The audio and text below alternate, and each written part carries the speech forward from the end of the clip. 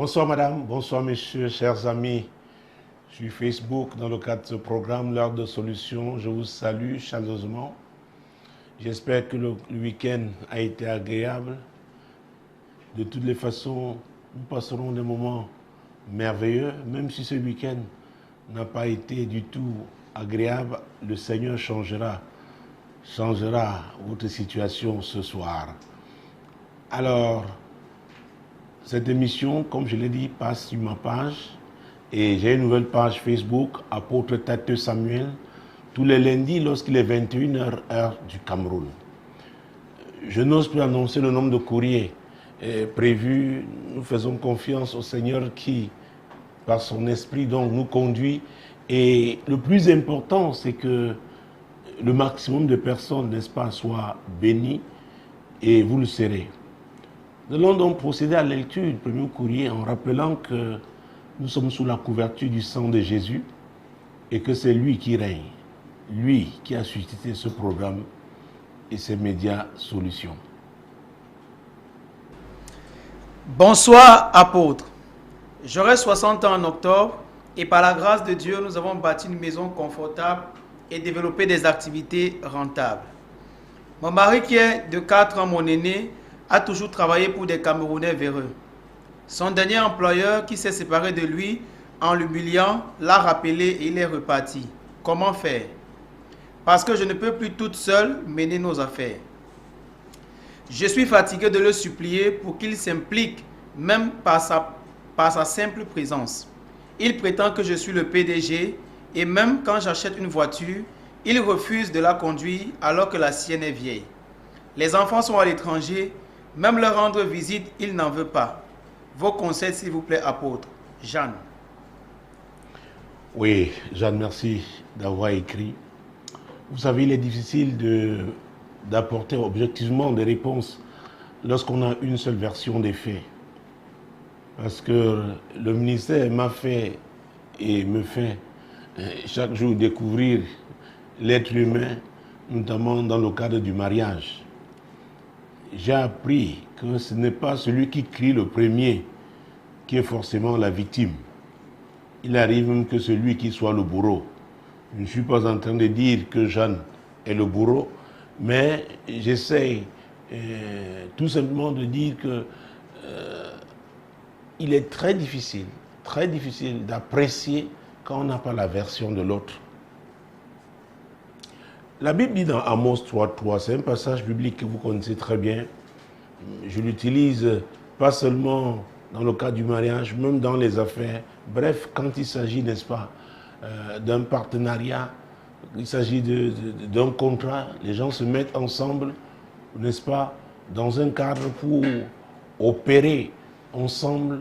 Il est important que ce verset 3 soit compris. Deux hommes marchent-ils ensemble sans s'être convenus? Voilà.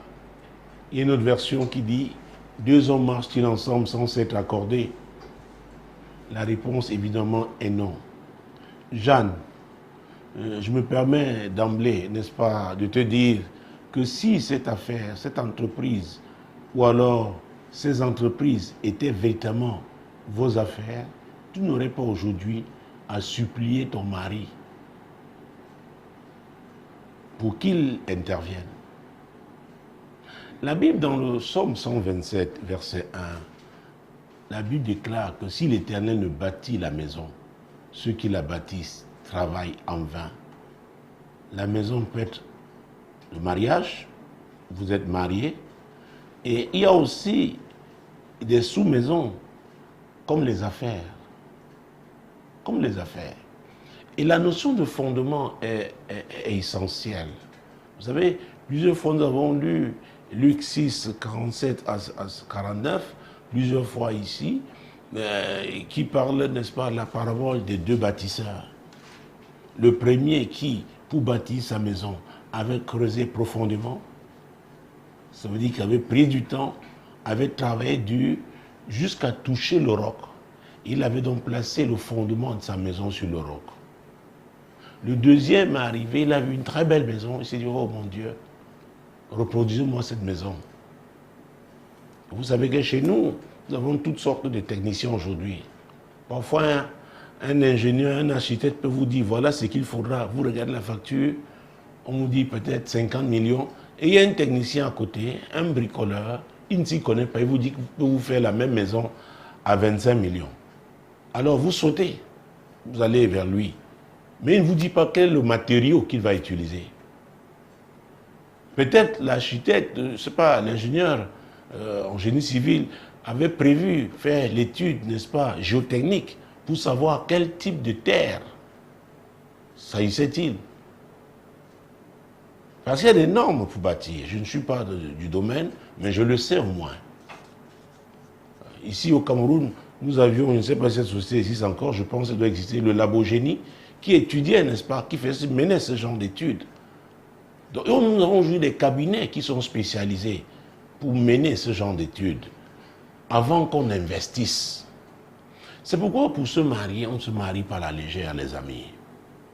Vous savez, le mariage, ce n'est pas seulement la fête. Beaucoup préparent la fête.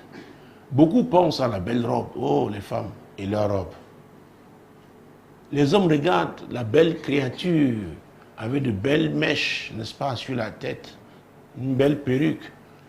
Parfois aussi de très beaux cheveux naturels. Une très belle voix. Toujours bien parfumée, bien mise. Alors on se dit, voilà la femme de sa vie. Ou alors cet homme toujours bien fringué, belle voiture, mon Dieu, mon roi, qui vous invite dans de très beaux restaurants, vous offre de beaux cadeaux. Oh, voilà le mec qu'il me faut. C'est plus que cela. Ce n'est pas seulement l'apparence. C'est pourquoi la Bible déclare, dans Proverbe 18, 22, que celui qui trouve une femme a trouvé le bonheur. Et c'est une grâce qu'il obtient de l'Éternel. Cette grâce, il ne l'obtient pas du diable. Il ne l'obtient pas, n'est-ce pas, de mauvaise compagnie. Il l'obtient de l'Éternel. C'est très important, mesdames. C'est très important, messieurs, de le comprendre. Ah oui, le mariage n'est pas une affaire simple. Beaucoup sont engagés dans le mariage sans savoir ce que c'était. Ce n'est pas pour les enfants. Ce n'est pas une simple affaire d'émotion. Certains me disent que l'apôtre Paul avait dit, si vous brûlez, mariez-vous. Il faut bien placer, n'est-ce pas, ce passage dans son contexte. Il faut faire très, très, très attention. Il y a des défis qui ne se présentent que lorsque vous vous mariez. Même quand c'est Dieu, même si la femme là, est celle que Dieu vous a donnée. Le diable vient se présenter maintenant. Et vous devez l'affronter. L'affronter avec quoi? La foi. Parce que c'est Dieu, parce que c'est Jésus qui vous a donné cette femme. Et c'est lui qui a dit que sans la foi, on ne peut pas être agréable à Dieu. C'est très important de comprendre ça. Donc il n'y a pas de vie chrétienne sans la foi. Il n'y a pas de marche chrétienne sans la foi. Et la Bible déclare en Proverbe 15, 33, nous connaissons aussi ce verset. C'est très important, nous allons le lire. Tous les versets sont importants dans la Bible, hein, mais par rapport à notre courrier, je dis c'est très important. Alors, Proverbe 15, 33. La crainte de l'Éternel enseigne la sagesse et l'humilité précède la gloire. Ah, c'est très important de comprendre ça. La crainte de l'Éternel enseigne la sagesse. Si on qualifie quelqu'un de sage, ça veut dire qu'on a analysé les décisions qu'il a prises. Et on a vu les fruits que ça a apporté. La sagesse n'est pas une affaire de fiction. La sagesse n'est pas un diplôme qu'on délivre, n'est-ce pas, à la sortie d'une grande école. Non. La sagesse vient de Dieu. Il s'agit de la sagesse de Dieu. Parce que la Bible parle aussi de la sagesse du monde. Mais celle-là, n'est-ce pas, mène les gens à la perdition. Mais la sagesse de Dieu va vous aider à réussir dans ce que Dieu vous a appelé à faire. Je rencontre beaucoup de personnes qui désirent se marier. Oh, je suis fatigué, je veux une femme, je veux une femme. Oui, pourquoi faire? Tu l'amènes où? Vous, femmes, prenez le temps de poser la question. Pas parce que vous aussi, vous êtes comme devenue impatiente. Il vous amène où? Quelle est la vision qu'il a? Vous savez, j'ai été dans la communication, je veux dire professionnellement parlant, je le suis encore, la preuve, je suis devant vous, dans le cadre du ministère, j'ai été dans la vente. Qu'est-ce qui va pousser, n'est-ce pas, un prospect à décider d'acheter votre produit? Oui, les femmes, je m'adresse à vous. L'homme là, qu'est-ce qu'il vous vend comme produit? Qu'est-ce qu'il a? Quelle est cette vision? Et qu'est-ce qui lui dit que c'est vous qui êtes la personne indiquée avec laquelle il va accomplir cette vision? Est-ce à dire que les femmes n'ont pas de vision? C'est pas ce que je suis en train de dire. Mais ce que Dieu vous a donné comme vision va avec celui que Dieu a décidé pour vous, vous allez être complémentaires. C'est très important ce mot, le mot complémentarité.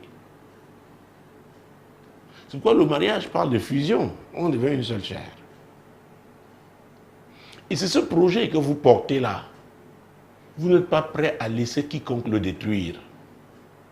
Cela veut dire quoi? Vous n'ouvrirez pas les portes au destructeur. Qui est le destructeur? Jésus dans Jean chapitre 10, verset 10 à sa partie A, a dit, le voleur ne vient que pour voler, égorger et détruire. Le destructeur, c'est le diable. Et croyez-moi, s'il y a une chose que le diable attaque le plus sur cette terre, c'est le mariage. Vous savez, il connaît la Bible. Hein? Il connaît la parole de Dieu.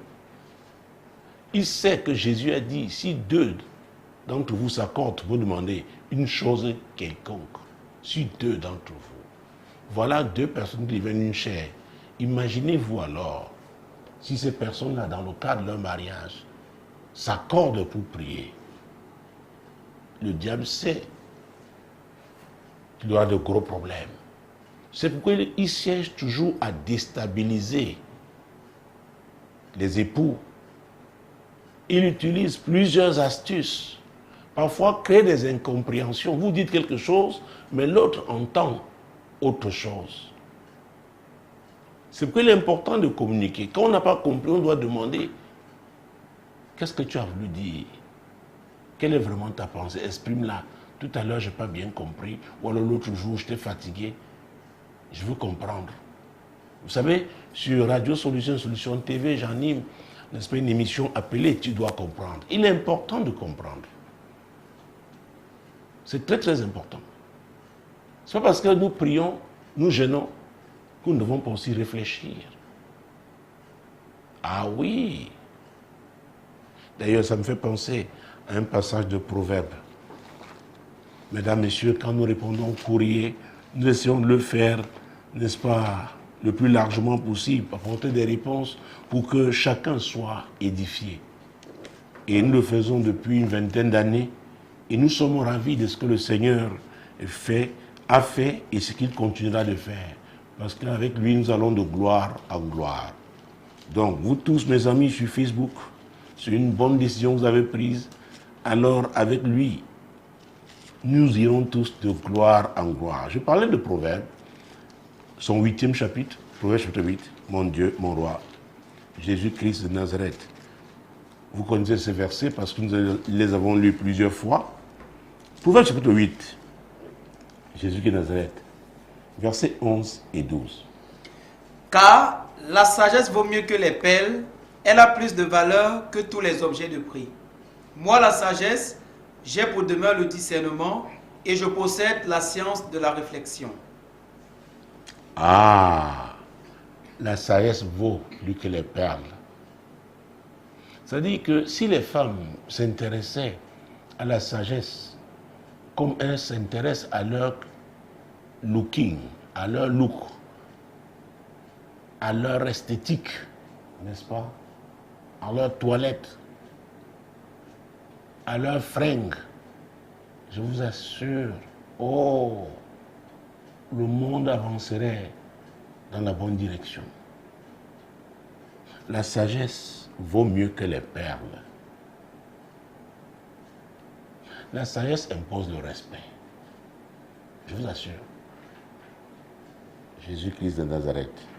Elle a plus de valeur que tous les objets de prix sur cette terre. Tous les objets de prix. La sagesse les dépasse. C'est puissant ça. Hein?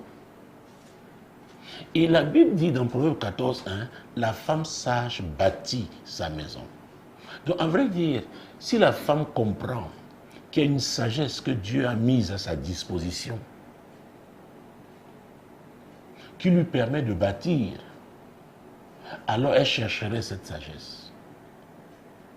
Vous savez, je parlais à un jeune cet après-midi, en fin d'après-midi, je lui disais, vous, le problème de jeunes, quand je m'adresse à vous, j'insiste sur la notion de priorité. Il est important d'identifier vos priorités. Il est important, ah oui, de savoir s'organiser par rapport à ses priorités et enfin être rigoureux.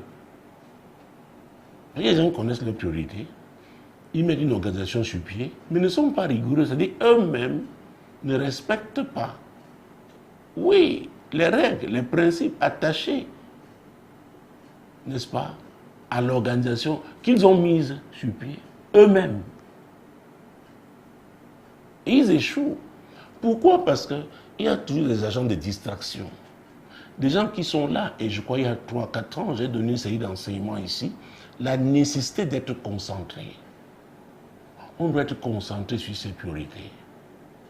Et je lui disais, ta priorité, numéro 1, c'est Jésus. Parce qu'il a dit, cherchez premièrement le royaume et la justice de Dieu. Et toutes ces choses, je vous les donnerai par-dessus. 2, ton école. Oui. 3, quelle organisation que tu mettras sur pied pour pouvoir réussir. 4, la rigueur par rapport à cette organisation. Si c'est une bonne organisation, c'est pourquoi on peut la soumettre, n'est-ce pas, aux personnes, n'est-ce pas, aguerries, aux personnes indiquées. Parce qu'on a aussi besoin des conseils, n'est-ce pas, des personnes sages. Les personnes sages savent identifier d'autres personnes sages, plus sages qu'elles. Parfois, c'est dans un domaine particulier. Ah oui. Et dans ce domaine-là, vous n'avez pas assez d'expérience. Et quand Dieu, vous savez, quand on parle de la bénédiction, Dieu l'envoie de plusieurs manières. Et une des manières, c'est par les connexions que Dieu vous donne. C'est très important, les amis. Parce que ces connexions-là, il peut s'agir des conseils qu'elles vous donneront dans tel ou tel domaine. Ah oui. Parce que Jeanne nous pose un problème. Pour elle, c'est comme une montagne. Mais je suis en train d'avancer parce que je vais la retrouver. Je ne l'ai pas quittée, doucement, doucement dans son courrier. Ce qui est une montagne aujourd'hui ne l'était pas au départ. C'est pourquoi je suis revenu au point de départ, en disant que, en citant Somme 127, verset 1, si l'Éternel ne bâtit la maison, ceux qui la bâtissent travaillent en vain. Et la deuxième partie dit, si l'Éternel ne garde la ville, ceux qui la gardent veillent en vain. Donc il ne faut pas seulement que ce soit l'Éternel qui en soit le fondement, il doit aussi en être le gardien. Comment l'Éternel peut-il être le fondement si lui-même n'est pas le fondement de notre propre vie?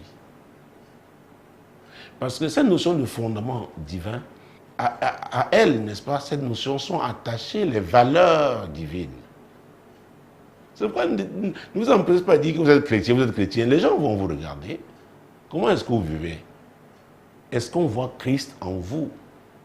Quelles sont les décisions que vous prenez? Qui fréquentez-vous?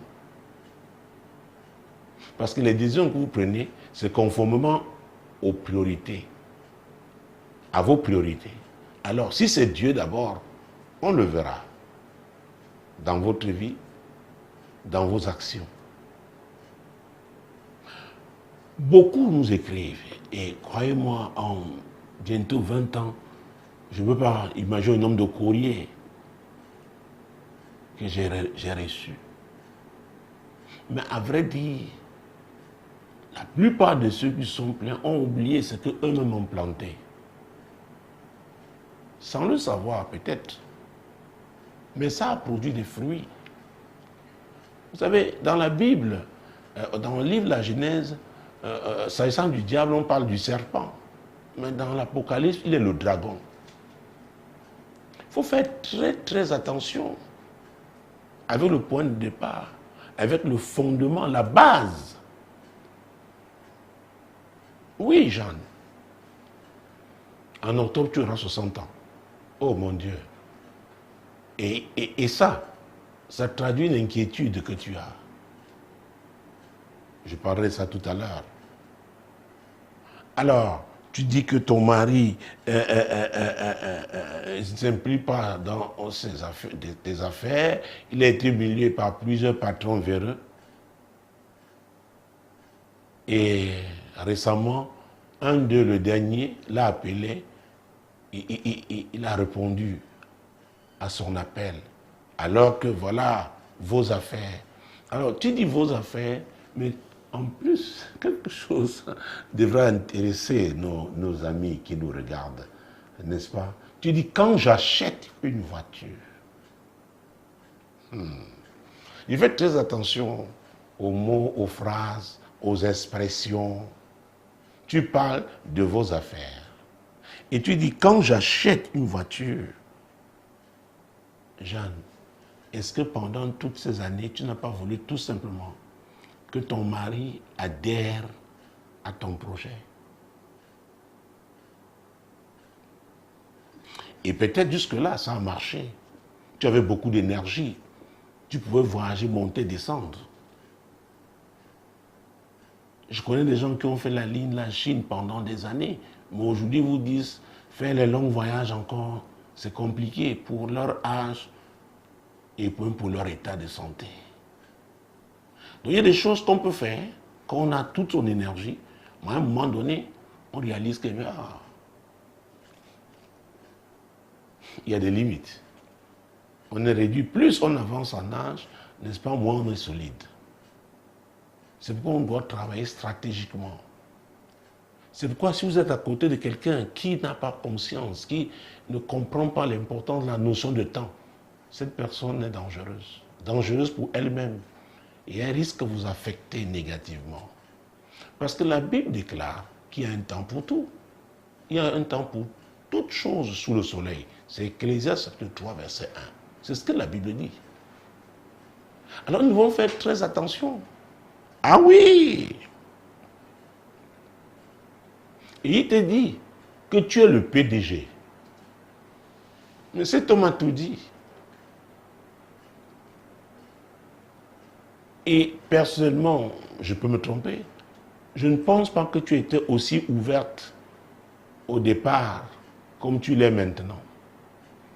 Il s'est dit, ah, peut-être en t'épousant, il travaillait déjà, autant qu'il continue de travailler, parce qu'il risque de devenir même un esclave.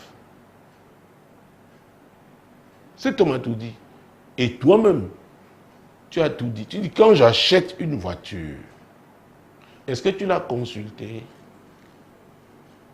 Alors, quand on est partenaire, parce que sur la base d'Amos 3, et d'ailleurs, mon Dieu, mon roi, prenons Ecclésiaste, ça a failli m'échapper. Ecclésiaste chapitre 4. Ecclésiaste chapitre 4, versets 9 et 10. Deux valent mieux qu'un parce qu'ils retirent un bon salaire de leur travail. Car s'ils tombent, l'un relève son compagnon.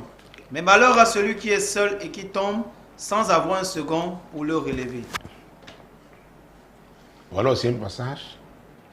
Je n'utilise pas seulement dans le mariage, même dans les affaires. Voilà maintenant, bientôt tu auras 60 ans. Tu dis, ah, tu es consciente que tu as toujours été seul dans cette affaire. Même si tu appelles vos affaires, même si tu appelles vos investissements.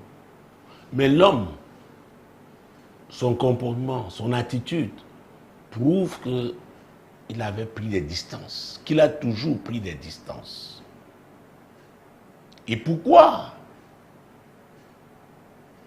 Et quand je vous conseille de lire mon ouvrage intitulé « Source de malheur », au 2e chapitre, j'insiste sur rechercher la cause. Beaucoup veulent savoir la prière, exactement comme s'ils allaient chez le féticheur. Oui,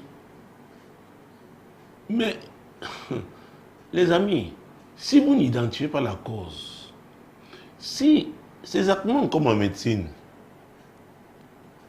si on n'a pas fait un bon diagnostic, on peut vous faire boire des médicaments qui n'ont rien à voir avec ce pourquoi vous souffrez. Oui. Donc, dès le départ, il y a eu un problème. Il y a eu des problèmes. D'ailleurs, on n'a pas toutes les informations sur quel type d'activité. Il y a des activités qui sont des activités familiales. J'ai eu des cas où la femme a récupéré l'activité, n'est-ce pas, de son feu père. Donc, à ce titre, elle gérait, je n'ai rien contre ça. Elle gérait, et c'était elle qui était habilitée vraiment, qui avait la capacité, les compétences pour cela. Mais seulement, elle devenait ipso facto aussi un peu chef de famille. Parce qu'il y avait quelqu'un qui était là comme l'héritier, mais qui lui mettait une pression énorme parce qu'il avait toujours besoin d'argent. Elle connaissait des moments difficiles dans ces affaires-là. Et elle avait besoin du soutien de son mari. Alors, quand c'est ce type d'affaires, un homme ne saurait véritablement, ne saurait s'impliquer totalement parce que ça vient d'une autre famille qui est devenue sa famille de par le mariage, sa belle famille. Ce sont juste des hypothèses. Hein? Peut-être tu as trouvé, vous êtes marié, tu avais déjà commencé cette affaire. Peut-être tu es encore embryonnaire. Peut-être même il t'a donné des conseils, ça a marché. Mais à un moment donné, tu as pris des libertés. Il a regardé, il a dit, hey, si je continue, ça risque de causer un problème dans le mariage. Je veux la paix dans ma maison, donc je la laisse faire. Écoutez, les dames, plusieurs femmes m'ont dit, oh oui, mon mari était d'accord. Parce que quand il y a des problèmes, il dit, mais est-ce que votre mari était avec vous? Oui, il était d'accord. Mais croyez-moi, mesdames, messieurs, la plupart du temps, les hommes veulent qu'on leur colle la paix. La femme vient l'insister, dit oui, fais alors, non, vas-y. Le vas-y là, ce n'est pas qu'il est d'accord, mais il veut la paix. Et tu vas, tu glisses, tu te fracasses et tu as son nom. On dit c'est Madame Intel. J'ai rencontré des hommes qui ont payé des factures, oh mon Dieu, mon roi. Des notes, au départ, ils n'étaient pas concernés, mais après, à cause de leur nom, on dit c'est la femme de tel. Maintenant, vous devez apporter votre couverture. Il y en a qui n'ont que des pleurs en ce moment. Est-ce que je savais? Vraiment, je croyais que, bon, comme on avait dit que il y a toujours les... un genre de jonglage, de la ruse. La ruse. Quand j'achète, mon Dieu, une voiture, j'achète. Donc ça veut dire quand je décide, tu as toujours décidé. C'est pourquoi il a dit, je préfère être salarié et garder au moins ma dignité. Non. Parce qu'elle peut m'engloutir dans l'affaire là et faire de moi désormais même son coursier. Et en fonction de l'éducation qu'on a eue et le tempérament qu'on a eu, il y a des familles où sont les femmes qui sont des hommes. Il y a des communautés comme ça.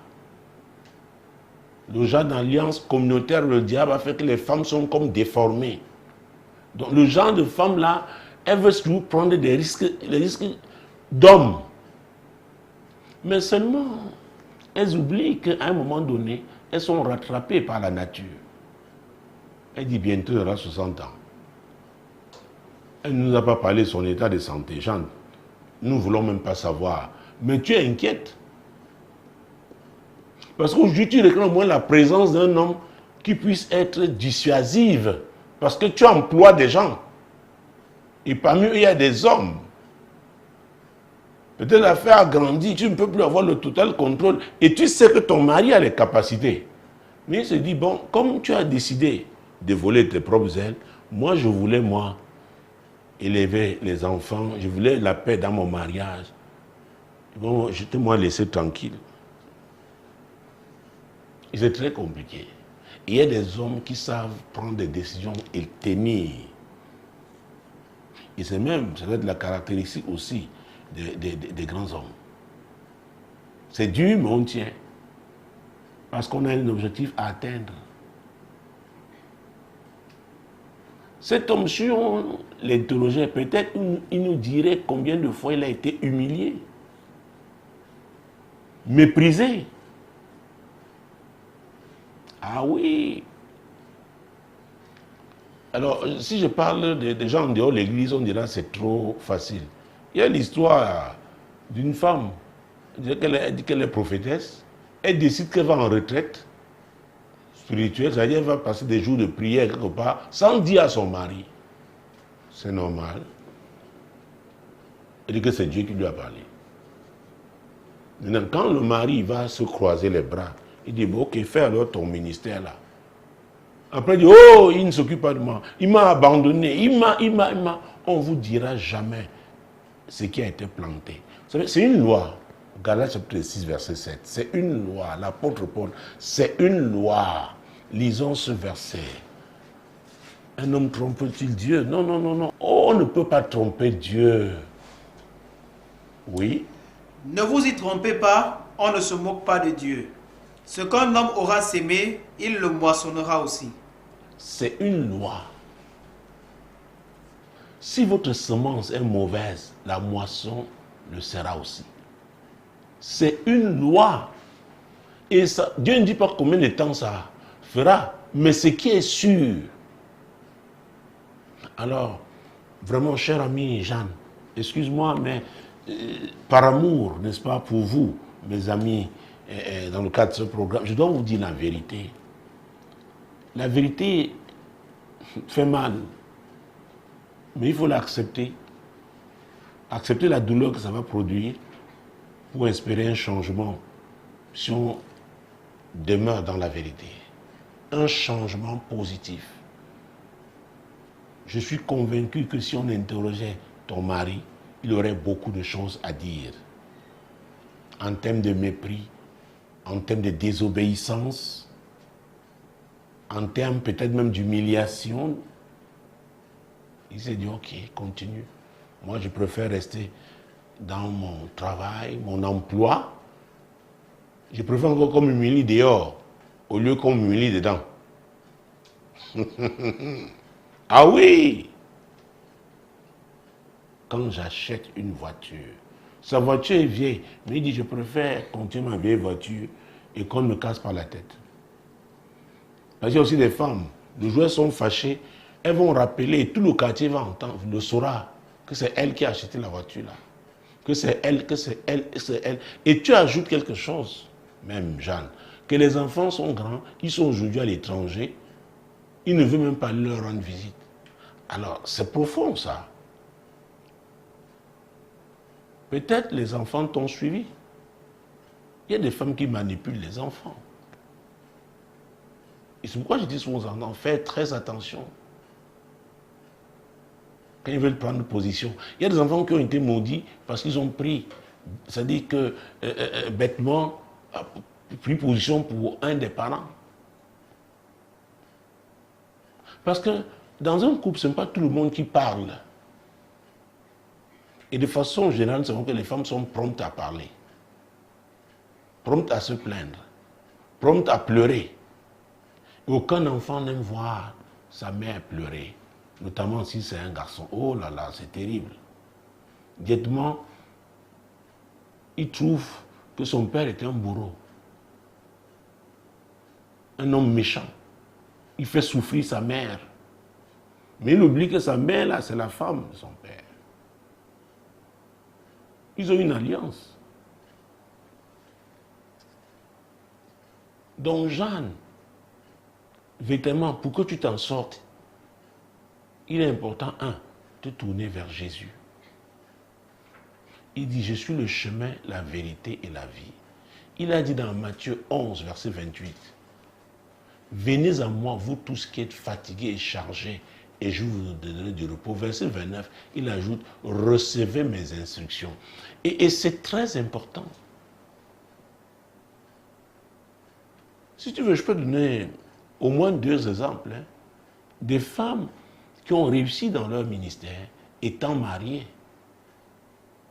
Ne croyez pas qu'on ne peut pas réussir dans la mission, qu'une femme ne peut pas réussir la mission que Dieu lui a confiée si elle est mariée. Ne le croyez pas, c'est faux. Ne croyez pas que tous les hommes sont vos bourreaux, que tous les hommes ne veulent pas vous voir réussir. J'ai vu des gens très effacés. Or, leurs femmes occupaient la scène. Ils n'avaient pas de problème. C'est vrai qu'ils sont peu nombreux, mais il y a des hommes comme ça. Et c'est pourquoi le mariage vient de Dieu. Par rapport au potentiel qui est en vous,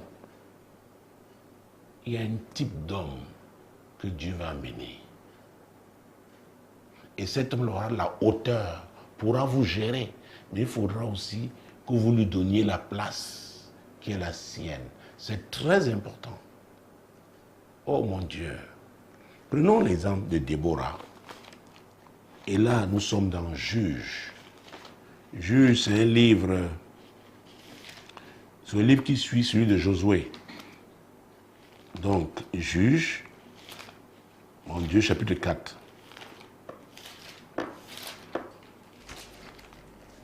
Juge, chapitre 4. Nous allons prendre un seul verset, le verset 4. Dans ce temps-là, Déborah, prophétesse, femme de Lapido, était juge en Israël. Femme de Lapido. Vous voyez, non seulement cette femme était prophétesse, mais elle était juge, elle était leader de la nation d'Israël à cette époque-là. C'est Dieu qui l'avait suscité.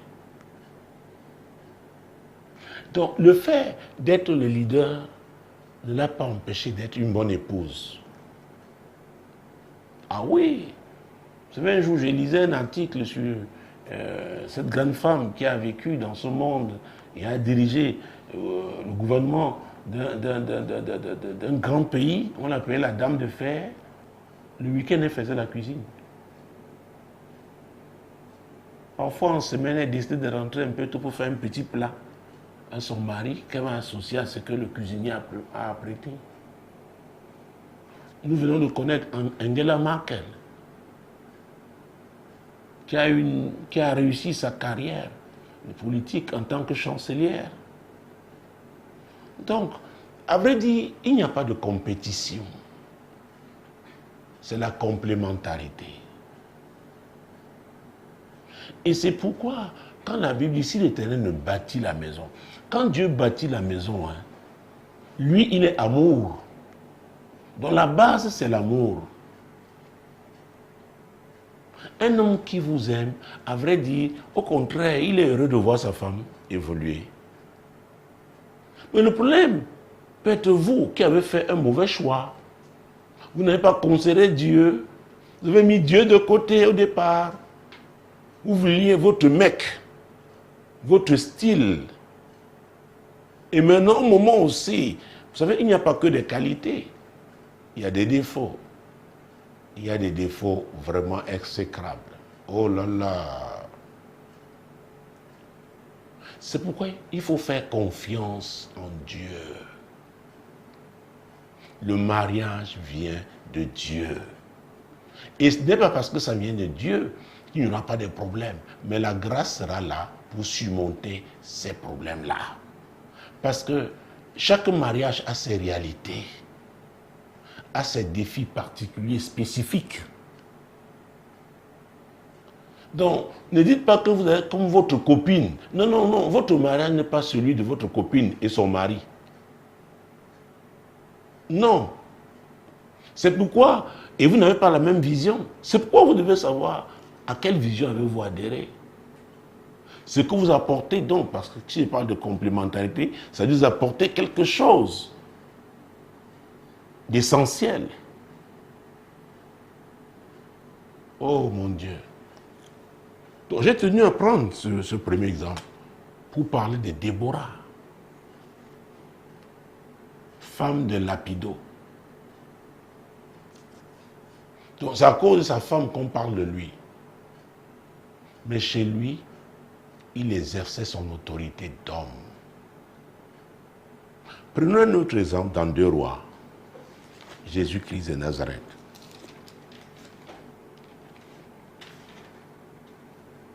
2 Rois, chapitre 22.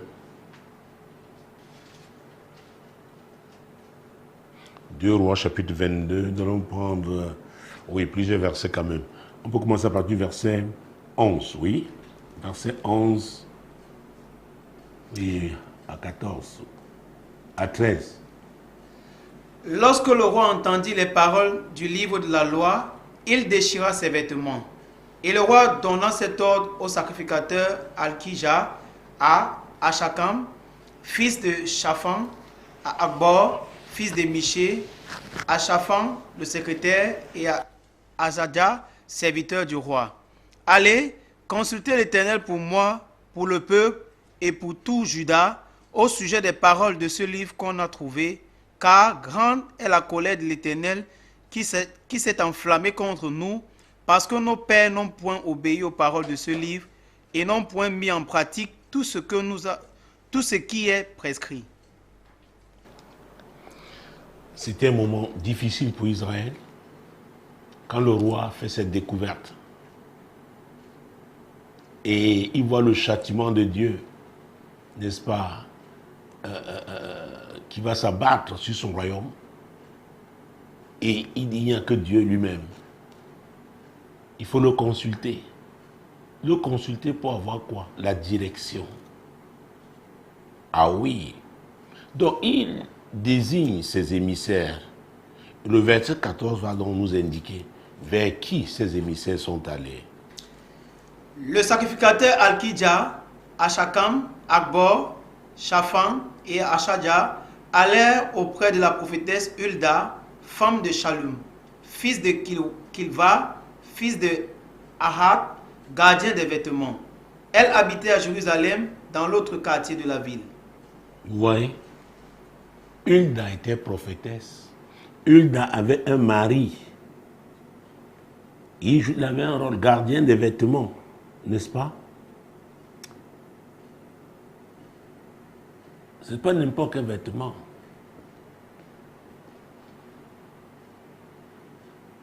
C'était des vêtements liés au sacerdoce. Il était au service de Dieu, mais sa femme était prophétesse. Elle était à la maison. On est allé la consulter. Il n'était pas complexé du fait que sa femme soit prophétesse, du fait qu'on la consulte. Tout comme Lapido n'était pas gêné de voir sa femme juger. La Bible qu'elle jugeait, elle avait un palmier. Elle jugeait sous ce palmier. Il n'éprouvait aucun complexe, il aimait sa femme. Et sa femme à la maison ne venait pas lui dire, écoute, je suis juge en Israël, même ici je dois commander. Non. Et c'est ce qui fait défaut aujourd'hui. Et je pense que nous avons une très grande responsabilité. Quand je parle de nous, je parle de l'Église.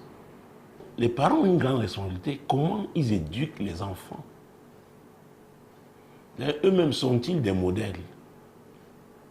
Parce que la reproduction se fait aussi selon le modèle. Alors, si vous passez le temps à écraser votre mari à la maison, de montrer que c'est vous qui êtes la bonne mère, vous offrez tout à votre mari. D'ailleurs, ses revenus ne sont rien par rapport à ce que vous gagnez dans vos affaires. Alors, vous êtes en train de s'aimer quelque chose.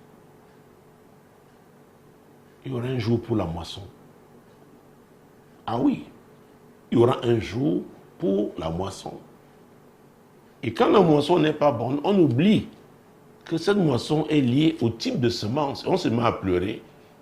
Parfois, on commence à faire le tour des églises. On cherche tous les prophètes. On voyage matin, midi, soir. Écoutez, si vous n'identifiez pas la cause, pour véritablement faire ce qu'il faut pour vous en sortir, allez donner toutes les offrandes à tous les prophètes de la terre. Votre situation ne changera pas. Peut-être c'est l'orgueil. Peut-être c'est l'amour de l'argent.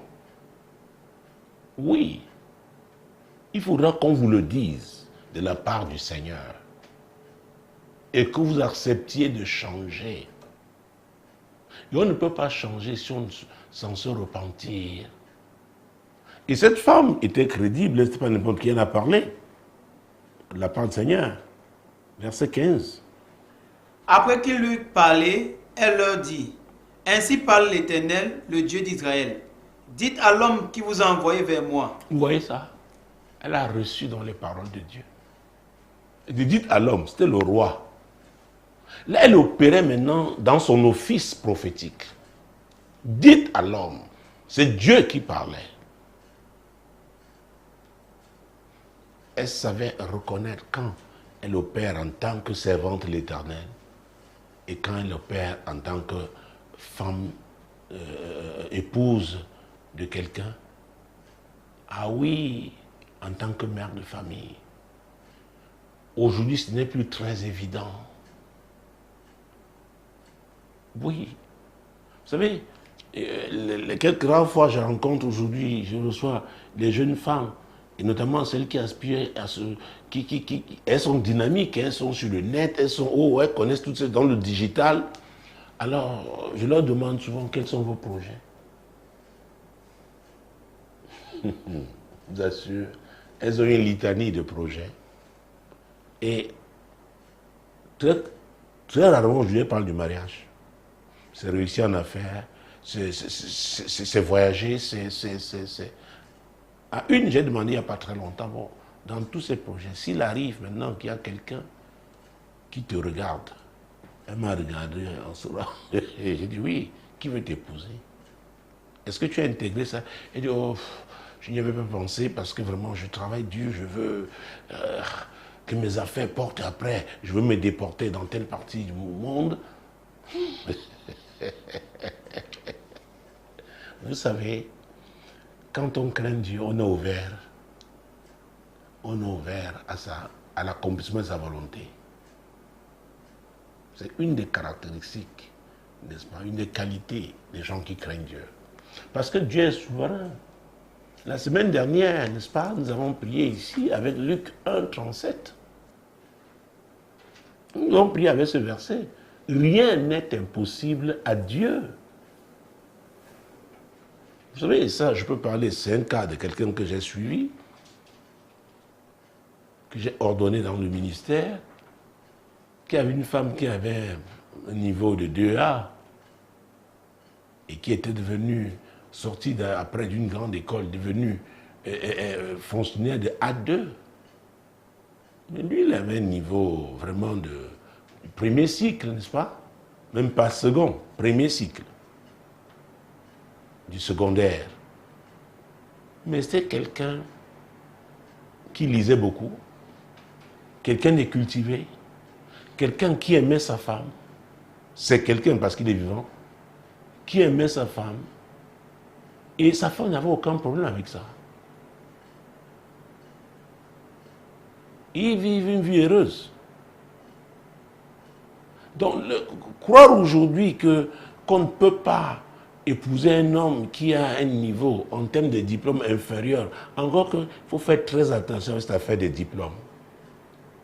Aujourd'hui, il y a des enfants à 22 ans, le master 2. Mais demain, des enfants. Alors, et on peut les intégrer, ils peuvent entrer dans une entreprise pour être cadres. Alors, je leur dis, n'attendez pas, ne vous attendez pas seulement à avoir le salaire de cadre et qu'on vous traite comme des enfants. Non, on va vous donner des coûts qu'on donne aux cadres. Parce que l'argent qu'on vous donne, c'est l'argent de cadre. Donc il y a des coûts qu'on reçoit dans la vie parce qu'on a un certain niveau. Et c'est pourquoi il faut te préparer. Et l'Éternel prépare toujours les gens. Alors quand vous commettez l'erreur de brûler les étapes, ou alors de refuser la préparation de Dieu, vous pouvez recevoir une bénédiction, effectivement, que Dieu avait prévue pour vous, mais parce que vous refusez sa préparation, vous n'arrivez pas à bien la gérer. Et beaucoup sont dans cette situation à l'église. Ah oui, le travail que l'église a à faire aujourd'hui est colossal. Parfois, c'est refaire l'éducation de base des gens.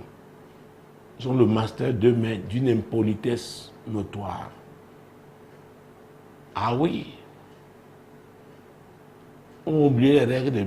Même pas oublié, on ne leur a pas enseigné les règles de bienséance. Ils arrivent à l'église. Or, l'église, a l'obligation d'essayer de voir comment corriger ça. Avec quoi? La parole de Dieu.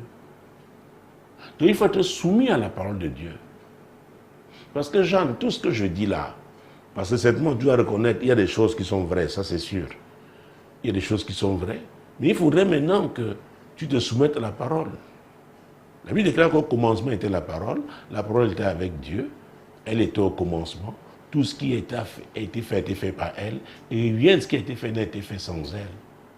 Au verset 14, à cette partie A, la Bible dit, c'est Jean 1, 1 verset 3, et maintenant le verset 14, c'est partie A, la parole a été faite chair. Il s'agit de Jésus, qui est le chemin, la vérité et la vie. Et Jésus, par au moins 2 de ses serviteurs, j'ai dit au moins 2, il a dit quelque chose d'important en ce qui concerne le mariage. Éphésiens chapitre 6. Alors, peut-être on va finir par Éphésiens. Faisons plutôt, prenons Colossiens d'abord. Est-ce qu'il faut finir par Éphésiens? Bon, prenons Éphésiens. Éphésiens 5, mon Dieu, mon roi, Jésus-Christ de Nazareth. Verset 22. Femmes, soyez soumises à vos maris comme au Seigneur. Ah! Alors, une femme qui n'est pas soumise au Seigneur ne sera pas soumise à son mari. Soumise au Seigneur, ce n'est pas seulement chanter à l'église, danser, oh, alléluia, j'aime Dieu, vraiment, je jeûne, je. Écoutez, la soumission, c'est quand vous n'êtes pas d'accord. Et là, ça vous bouscule. Vous êtes convaincu que voilà la direction. Maintenant, Dieu dit non, ce n'est pas la direction. Et vous vous êtes investi depuis des années par rapport à ça. Dieu dit ce n'est pas la direction. Il faut changer de direction. Voilà, passe par là. On saura si vous êtes soumis à Dieu. C'est pareil avec votre mari. Vous pouvez avoir raison dans ce que vous demandez. Hein. Mais le mari dit que non, il n'est pas convaincu de ça. Ne déclenchez pas la bagarre. Et c'est là, si vous avez été soumise à Dieu, vous saurez comment aller parler à Dieu. Parce que les gens qui sont soumis à Dieu ont une relation d'intimité avec Dieu. Et ce mari-là, cet homme-là, c'est Dieu qui l'a créé. Et la Bible ne dit-elle pas que même le cœur du roi est dans les mains de Dieu? Il incline dans la direction qui lui convient. Alors, est-ce que votre mari-là échappe au contrôle de Dieu? C'est parce que dans la plupart du temps, on n'a pas été soumise à Dieu. Oh Seigneur, je veux la prospérité. Oh Seigneur, je veux le mariage. Oh Seigneur, oh. Je disais à une de mes filles cet après-midi, elle dit vraiment, elle dit qu'elle prie vraiment que vraiment, quand les gens courent après toutes ces choses-là, après vraiment qu'ils comprennent que c'est rien et que c'est Dieu, je lui dis stop. Non. Jésus a dit, cherchez premièrement le royaume et la justice de Dieu. Et toutes ces choses, n'attendez pas d'avoir toutes ces choses maintenant pour reconnaître que c'est Dieu qui est Dieu. Non, non, non, non. D'ailleurs, vous n'avez pas la maîtrise du temps. Jésus peut revenir pendant que nous sommes en train de dans ce studio. Pendant que vous me regardez. Il va enlever ceux qui lui étaient soumis. Alors, femmes, soyez soumises à vos maris comme au Seigneur, oui. Car le mari est le chef de la femme, comme Christ est le chef de l'Église, qui est son corps et dont il est le sauveur. Cela veut dire que même si la femme a une taille d'1,80 m, il y a des femmes comme ça, grandes là, et que le mari a 1,70 m, ce n'est pas ça, la taille de la femme qui fait d'elle le chef. C'est l'homme qui est le chef. C'est ce que Dieu a dit. Maintenant, si vous pensez le contraire, alors ne cherchez pas à vous marier selon le modèle de Dieu et n'attendez rien de Dieu. Faites votre mariage et assumez les conséquences. C'est très important, madame. C'est très important, monsieur. Vous savez, la foi, ce n'est pas le libertinage. Mais nous avons la liberté avec le Saint-Esprit. C'est une liberté encadrée. Encadrée par la parole de Dieu. C'est très important de le savoir. Ah oui! Jésus-Christ de Nazareth. Donc, comme Christ est le chef de l'Église, qui est son corps, donc, il y a une hiérarchie. Donc, ne vous mariez pas si vous n'êtes pas prête à vous soumettre. Et comment allez-vous vous soumettre si la personne n'a pas pu véritablement vous accrocher, vous convaincre avec la vision qu'il a? C'est ça. Et le problème, c'est que beaucoup de femmes se marient au rabais aujourd'hui parce qu'elles veulent absolument se marier. Étant dans la maison, elles se rebellent. Si vous saviez que cet homme était un fainéant, vous voyez que c'était un fainéant, continuez avec sa fainéantise. Continuez dedans. Assumez. Et le plus souvent, vous savez ce qu'elles disent? Oh papa, je me suis marié par la foi. Je me disais que Dieu va le changer. Pardon? La ruse. Vous savez, j'ai beaucoup de filles. Je les appelle les stars. Quand elles ne sont pas d'accord, moi, elles fuient. Après, elles réapparaissent. Faites des paix. Oh, tu es le daddy. J'accepte seulement. Et le plus souvent, quelqu'un sait qu'il est en train de faire des choses qui ne sont pas claires. Et que je veux lui poser des questions. Tu vois, on jongle. Et la jonglerie, là, oh mon Dieu. Ça vous amène nulle part. C'est qu'on doit être vrai. On doit être honnête. Honnête avec soi-même. C'est important. Alors, comme Christ est le chef de l'Église, il est donc son sauveur. Verset 24. Or, de même que l'Église est soumise à Christ, les femmes aussi doivent l'être à leur mari en toutes choses. Alors, toutes choses là, les gens ont essayé d'interpréter, n'est-ce pas, humainement parlant, toutes choses, c'est conforme à la parole de Dieu. Il ne s'agit pas de la tyrannie, il ne s'agit pas de la dictature, il ne s'agit pas du despotisme, il ne s'agit pas de la violence qu'il faut imposer à une femme, non. D'ailleurs, si quelqu'un s'aime, la femme est une partie de lui, la femme, donc il ne peut pas la violenter. Au contraire, il va la couvrir, il va la protéger. Ah oui! Verset 25, soyez équilibrés parce que sinon les femmes risquent de me tirer dessus. Marie, aimez vos femmes comme Christ a aimé l'Église et il s'est livré lui-même pour elle. Voilà. Est-ce qu'on peut brutaliser quelqu'un qu'on aime? Jésus, au contraire, s'est livré pour l'Église. Il s'est sacrifié pour l'Église. Vous voyez ça? Donc les maris aussi, si vous voulez qu'on vous respecte, les femmes savent apprécier et reconnaître. Vous savez, je parle souvent du chat de ma petite sœur. Il savait que je ne l'aimais pas. Même les animaux savent, a fortiori les êtres humains. Oui, nous avons des enfants à la maison, mais je n'aime pas. Parce qu'elle a acheté les beignets, elle avait une boîte de lait qu'elle a acheté pour le chat. J'ai dit, mais mon Dieu, ça là. Donc ce chat savait. Quand après avoir mangé comme ça, il va se coucher. Et comme on avait un panier où on mettait des assiettes, lorsqu'il fallait distribuer, alors quand je bougeais les assiettes, il commençait miaou. Il croyait que c'est l'heure de distribution de repas. Et elle se mettait à pleurer. Parce que j'ai troublé le sommeil de son chat. Et quand je passais par le frigidaire, la boîte de lait là, je la visitais un peu. Et son poids baissait. Vous voyez, donc le chat là savait que je ne l'aimais pas. L'amour, quand il est vrai, quand il est de Dieu, on le reconnaît. Cette femme-là, à moins qu'elle soit un démon, elle saura que vous l'aimez. Elle le saura. Et la meilleure façon d'amener une femme à être soumise, c'est de l'aimer. C'est de l'aimer. Et la meilleure façon, n'est-ce pas, pour une femme de bénéficier, n'est-ce pas, comment j'allais dire ça, du parfum de l'amour de son mari, c'est de se soumettre. Ça peut paraître bizarre, mais c'est la vérité. Je vous assure. Ah oui. Quand une femme est soumise, elle reçoit plus qu'elle en demande. L'homme est content de donner. Jésus a dit qu'il y a plus de plaisir à donner qu'à recevoir. Et il s'agit de votre épouse. Vous voulez qu'elle soit bien, qu'elle soit en paix, qu'elle soit vraiment rayonnante. Donc, à vrai dire, le problème, c'est que les gens ignorent, ont mis de côté la parole de Dieu.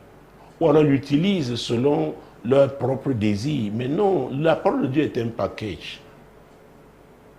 on la prend totalement au rien. Donc ne faites pas semblant, il faut être vrai. Et l'apôtre Paul, là nous sommes dans Colossiens, n'est-ce pas? Je suis en train de sortir parce que je suis en train de bien bouffer mon temps. Colossiens chapitre 1, chapitre 3 plutôt, versets 18 et 19. Colossiens chapitre 3, versets 18 et 19. Femmes, soyez soumises à vos maris comme il convient dans le Seigneur. Maris, aimez vos femmes et ne vous aigressez pas contre elles. Vous voyez, Paul dit encore rappel, c'est très important. Femmes, soyez soumises à vos maris comme il convient dans le Seigneur. Donc le mari ne peut pas vous demander des choses contraires à la parole de Dieu. Si vous refusez de les faire, ce n'est pas de l'insoumission. Au contraire, c'est la soumission à l'Éternel. Parce que c'est la parole de Dieu qui régit votre vie en tant que chrétien. Alors, mari, aimez vos femmes et ne vous aigrissez pas contre elles. Ça peut arriver qu'il y ait une défaillance. Ne soyez pas violents. Ah oui, la violence pas seulement physique, elle est aussi verbale. C'est pourquoi les femmes aussi savent être violentes. Parce qu'elles ont une langue. Hey, mon Dieu. Prenons 1 Pierre pour parler de Pierre, pour sortir, mon Dieu, mon roi. 1 Pierre, chapitre 3. Mon Dieu, mon roi. Vous dites que cette question est cruciale. Hein? Elle est cruciale. 1 Pierre, chapitre 3. Nous allons prendre les 2 premiers versets. Femmes, soyez de même soumises à vos maris, afin que, si quelqu'un n'obéit point à la parole, il soit gagné sans parole par la conduite de leur femme. Vous voyez, Pierre insiste ici. Femmes, soyez soumises à vos maris, afin que si quelques-uns n'obéissent point à la parole, c'est-à-dire qu'ils ne sont pas des chrétiens. Parce que vous pouvez rencontrer Christ étant déjà marié. Il faudrait qu'on voit une différence, qu'il y ait un changement, une transformation qui vient de la parole de Dieu. L'esprit qui vous anime n'est plus l'esprit de ce monde, c'est l'esprit de Dieu. Et en ce moment-là, vous allez, mon Dieu, mon roi, qu'est-ce que vous allez faire? Vous allez gagner votre mari sans parler, sans vous tenir sur la toiture et vociférer, mais tout simplement par votre bonne conduite. Parce que la parole vous aura transformé. C'est puissant ce que l'apôtre Pierre dit là. Si les femmes le comprennent, la parole de Dieu est vérité. Dieu veille sur sa parole pour l'accomplir. Quand vous lisez Jérémie 1,12, c'est ce qu'il dit. Il exécute sa parole. Mon Dieu, mon roi. Verset 2. En voyant votre manière de vivre chaste et réservée. On voit votre manière de vivre chaste et réservée. Vous êtes une femme fidèle, une femme qui ne parle pas n'importe comment, qui ne se promène pas n'importe comment, qui ne rentre pas aux heures indues, tardives, qui ne marche pas avec des compagnies bizarres. Une femme qui a le sens de la dignité. Ah oui! La suite. Ayez non cette parure extérieure qui consiste dans les cheveux tressés, les ornements d'or ou les habits qu'on revêt, mais la parure intérieure est cachée dans le cœur, la pureté incorruptible d'un esprit doux et paisible qui est d'un grand prix devant Dieu. Vous voyez ça? L'apôtre Pierre dit ici, chacun parle acheter les mèches, chaque femme parle acheter les mèches au marché.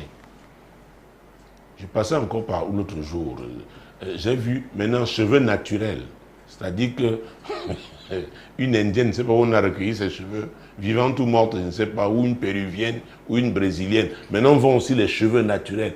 Toutes les femmes peuvent acheter ça, acheter les perruques. Mais la beauté intérieure, oh, c'est très important. La parure intérieure est cachée dans le cœur. La pureté incorruptible d'un esprit doux et paisible. La Bible parle des femmes querelleuses, que c'est terrible de vivre avec une femme comme celle-là. Une femme querelleuse, la Bible dit qu'elle est, mon Dieu, oh, dans l'os de son mari, la Bible utilise un mot très fort. Elle a carie dans l'os de son mari. Donc, d'un esprit paisible. Quand le mari rentre après une journée de travail sympa, elle va tout faire pour que le cadre soit un cadre agréable pour lui, pour qu'il récupère. Mais maintenant, ça devient difficile quand les deux travaillent. J'ai de plus en plus ces cas-là. Les deux sont des cadres, des responsables. Ils rentrent à des heures indues. Comment s'organiser? C'est la réalité d'aujourd'hui. L'Église d'aujourd'hui doit être préparée, n'est-ce pas, à encadrer ce type de cadre, les préparer même pendant le mariage. Parce que peut-être la femme, au départ, était un agent de maîtrise. Et comme j'encourage que les gens améliorent leur niveau, parce que je pense que nous sommes des champions. Il n'y a pas, si vous ne pensez pas que vous êtes un champion, votre place n'est pas ici à Compassion Globale. Donc je forme des champions. Je suis convaincu de ça. Et la parole de Dieu, sur la base de cette parole de Dieu, on doit être un champion. Alors, l'élévation qui ne vient que de Dieu, et c'est très important, parce qu'on aura mis sa parole en pratique. Il y a maintenant une organisation qu'on doit mettre sur pied par rapport au niveau où on est en ce moment. Il peut arriver que ce soit les enfants qui commencent à naître. Mais la femme aussi qui est cadre, qui a des responsabilités, c'est compliqué. Comment vous organisez? Vous savez, il y a un type d'influence qu'on a auprès de sa femme par le service, auprès de son mari, par la qualité du service. Et ça fait que quelque part, il se ressent comme redevable. Parce que vous le traitez si bien, il se dit, qu'est-ce que je ferai pour que ma femme soit contente? Qu'est-ce que je ferai pour que mon mari, cet homme vraiment, il se sacrifie pour moi? Je vais en missionner là avec les enfants, il est. Parce qu'aujourd'hui, ça arrive. Vous savez, un jour, j'étais au Hop de Lomé, n'est-ce pas? J'allais, curieusement en Afrique centrale, hein, mais il me fallait arriver à Lomé parce que il n'y avait pas un vol qui allait à Brazzaville à partir de Douala. Et au salon, donc, il y a une femme qui travaille pour l'ONU, de rang directorial. Et nous avons commencé à échanger. Elle me dit, finalement, révérend, c'est parce que nous voulons les femmes. Mon mari est venu me voir à Dakar avec les enfants. Après, ils ont dit, ils ne peuvent pas rester. Ils sont rentrés. Je gagne bien ma vie, mais je sens que je suis en train de saboter ma famille. J'ai laissé cette femme et j'ai pensé à ce que nous nous sommes dit pendant mon vol de Lomé pour Brazzaville via Libreville. C'est compliqué. Très, très compliqué. Il y a une expression, un dicton qui dit qu'on ne peut pas faire les omelettes sans casser les œufs. Mais il faut faire très, très attention. Est-ce qu'on va assumer plus tard? C'est compliqué. Elle m'a dit, je ne sais pas. Je se demande, est-ce qu'elle doit continuer? Elle dit qu'elle ne se sent pas présente dans la vie des enfants. Quand elle vient pour les séjours, heureusement, elle est d'Afrique de l'Ouest, donc c'est facile d'avoir les liaisons aériennes pour aller dans son pays où, effectivement, son mari établit les enfants. Elle m'a dit, révérend, je réfléchis profondément. Est-ce que je ne vais pas le regretter plus tard? Oui, c'est pas évident. Alors, la Bible dit, mais la parure intérieure est cachée dans le cœur. Cachée dans le cœur. C'est du cœur que viennent des bonnes pensées, des mauvaises pensées. Donc, si vous avez un cœur pur, alors vous pensez seulement comment bien traiter votre épouse, comment bien traiter votre époux. Vous l'intégrez. C'est-à-dire que le soir, vous parlerez de quoi? Comment on peut engager un projet sans partager? Et c'est ça. Et c'est pourquoi je dis toujours, comment est-ce que le mariage a commencé? Et j'insiste auprès des jeunes, je dis, écoutez, mangez ensemble. Même si ça arrive qu'il, lui, l'homme à cause de ses responsabilités professionnelles arrive tard, ce ne sera pas tous les jours. Et si ce n'est que le week-end, mangez ensemble, soyez ensemble, c'est important. Il y a des choses qu'on perçoit pendant qu'on dîne ensemble, pendant qu'on mange ensemble. C'est très important. Ah oui, il y en a, parce que leur mère servait leur couscous à leur mari, aller se coucher. Elles ont pris cette habitude, elles croient que c'est comme ça. C'était peut-être les années 60, mais aujourd'hui, nous sommes dans le 21e siècle. Vous faites très attention, ça va très vite. Parfois, quelqu'un peut rien vous dire, mais dans ses yeux, vous percevez le stress. vous percevez l'inquiétude. Il y a des habitudes qu'on doit avoir dès qu'on commence et les maintenir. Si peut-être pas au même niveau, mais s'arranger quand même qu'on passe des moments agréables ensemble. C'est très important. Elle dit elle aura bientôt 60 ans. Si c'était dans le secteur privé ou public au Cameroun, on prend sa retraite à 60 ans. Elle s'inquiète. Est-ce que Jeanne a encore la même force? Elle veut maintenant son mari. Peut-être Jeanne, je ne t'accuse pas, mais il y a des femmes qui veulent utiliser les gens à leur guise. Maintenant, elle se rend compte qu'elle ne peut plus sans son mari. Mais le mari a été absent pendant combien d'années? Peut-être s'est habitué à cette absence dans la vie professionnelle des affaires de Jeanne, qui s'est organisé autrement. Il a développé certains réflexes qui sont arrivés à maturité. Et ça devient compliqué. Alors, comme je le disais, le plus important, c'est d'identifier la cause et se tourner vers le Seigneur. Celui qui a dit, venez à moi, vous tous qui êtes fatigués. Ah oui, et chargez, et je vous donnerai du repos. Et recevez mes instructions. Demandez-lui sincèrement pardon, parce qu'aujourd'hui, il s'agit de Jeanne. Il peut s'agir aussi d'un homme, quelque part, qui a été toujours absent. Croyez-moi, il y a des métiers, j'ai exercé un métier comme ça, où vous êtes tout le temps en train de voyager. J'avais une mission, une semaine d'émission par mois. Il y a des métiers où les gens partent toujours. Il faut faire très très attention. Un jour, vous devrez affronter la réalité.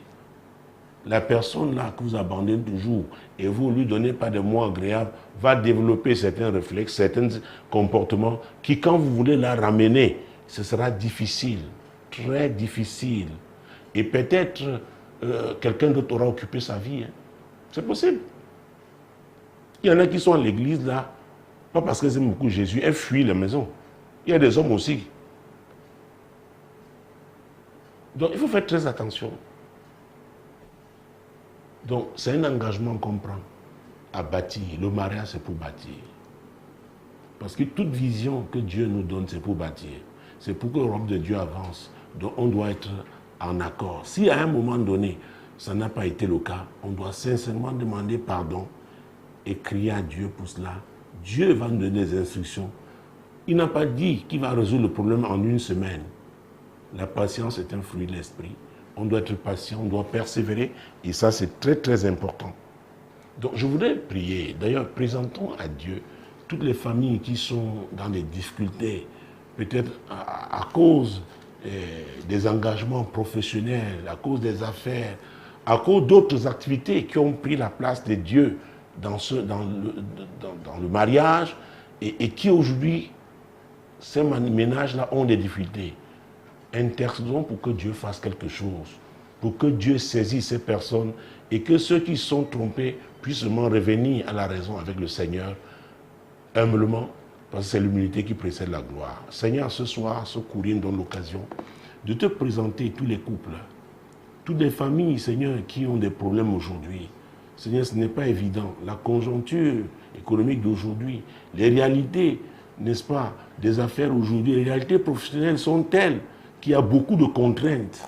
Il arrive que quand ce n'est pas l'homme, parce que le plus souvent c'est l'homme qui est absent, ça peut être la femme.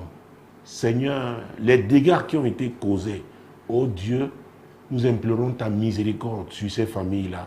Nous implorons ta miséricorde sur ces couples-là. Seigneur, nous prions afin que tu les convainques qu'il n'y a que toi pour les aider. Il n'y a que toi pour les aider. Et nous intercédons pour que ce genre de famille, de couple, se tourne vers toi. Toi qui es la solution, Jésus. C'est notre prière. C'est notre prière. Au nom puissant de Jésus. Et deuxième sujet de prière. Prions donc pour tous ceux-là qui sont sur le point d'arriver dans cette situation. Ils travaillent, ils sont tellement à donner à leur travail, ils oublient qu'ils sont en train de détruire quelque chose. Prions pour que Dieu les ressaisisse, qu'ils se ressaisissent. Prions que Dieu les convainque afin qu'ils rectifient le tir au nom puissant de Jésus. Seigneur, il y a des mariages. Seigneur, les gens se lèvent très tôt le matin, reviennent très tard, ils cherchent, aujourd'hui c'est l'argent, c'est le pain quotidien, on se bat et on oublie qu'il y a une vie de famille à bâtir. Seigneur, nous prions, tous ceux qui sont chez toi là, Seigneur, oh Dieu, rattrape-les afin qu'ils se ressaisissent. Pour qu'un jour, nous ne soyons pas en train de regretter. Seigneur, interviens au nom puissant de Jésus. Et enfin, je voudrais prier pour tous ceux-là qui aspirent au mariage. Ce n'est pas facile. J'ai parlé des jeunes femmes aujourd'hui qui me parlent des projets, mais ils ne parlent même pas de mariage. Mais après, elles reviennent, et j'en reçois aussi, à un certain âge, elles veulent absolument se marier. Alors que c'était le cadet, ce n'était même pas le cadet leur souci, ce n'était même pas un souci du tout. Prions afin que ceux qui sont appelés à se marier, Seigneur, oh Dieu, qui n'oublie pas que c'est toi qui permet à l'homme de trouver sa femme et qui donne à une femme son mari. Mesdames, Messieurs, prions pour le discernement au nom de Jésus. Seigneur, c'est notre prière. Tous ceux-là qui aspirent au mariage, Seigneur, qui fassent de toi leur priorité. Qui fassent de toi leur priorité. Et qui comprennent qu'il n'y a que toi pour donner à un homme sa femme, à une femme son mari. Nous prions pour le discernement. Nous prions pour le discernement. Au nom puissant de Jésus. Enfin, pour vous, mes amis, notamment à la porte de cette saison, je voudrais prier pour vous que vous ayez le sens de priorité. C'est très, très important dans toute chose, dans quel que soit votre couloir, votre filière professionnelle, pour votre vie de famille, que vous ayez le sens des priorités au nom de Jésus. Seigneur, c'est ma prière pour mes amis sur Facebook. Seigneur, je prie pour que chacun ait le sens de la priorité. Seigneur, qu'il identifie tes priorités pour lui et paye le prix pour l'accomplissement de ces priorités au nom puissant de Jésus. Souvenez-vous de Luc 1, 37, car rien n'est impossible à Dieu. C'est ce que je déclare sur vous ce soir. Seigneur, je déclare sur mes amis sur Facebook que rien n'est impossible à toi dans leur vie. Donc, quiconque crie à toi, Seigneur, qu'il ait la foi et croit que rien n'est impossible à Dieu. Cher ami, reçois ton miracle au nom de Jésus. Merci d'avoir été là. Merci. C'était un privilège pour nous de vous servir. Demeurez bénis. Shalom. Prochain rendez-vous, lundi prochain, quand il sera 21h.